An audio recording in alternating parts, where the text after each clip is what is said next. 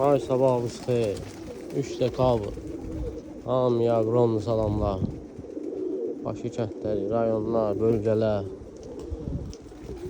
Səhər 8. Maşallah. Bulud gedir, yağış yağır. Kuşdağı bıraxdım bayrağı açdı. Dəm verəndə təmiz dəm verin kuşdağıza. 5 manat 30 görüb almayın. Bir yandan sonra hamısı qırılacaq. Vaksinlərini verin. Sağlam olsunlar.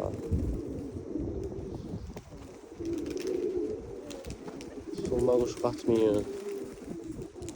Aralı saxlayın 1 həftə, 10 gün.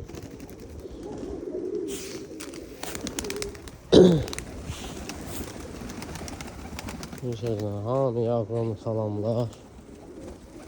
Allah hamının canını sağ olsun, heyvanların dırnağını bərkin etsin.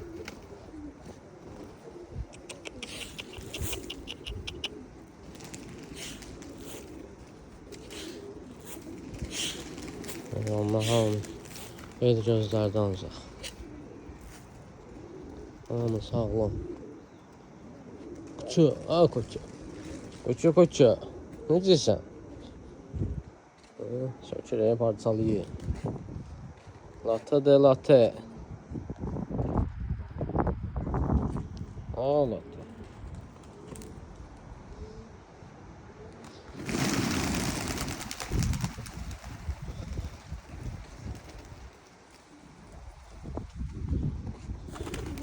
Havalar soğudu yeni. Hep diyor ya. Bırakırsan. Lezzet ediyor.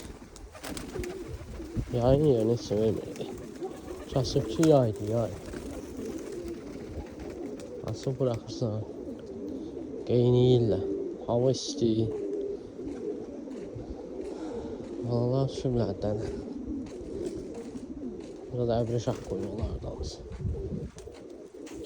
Bir dənə göy, bir dənə bir işləri olayıb, canavar qarabalar. Misli yox diyor qarabalar.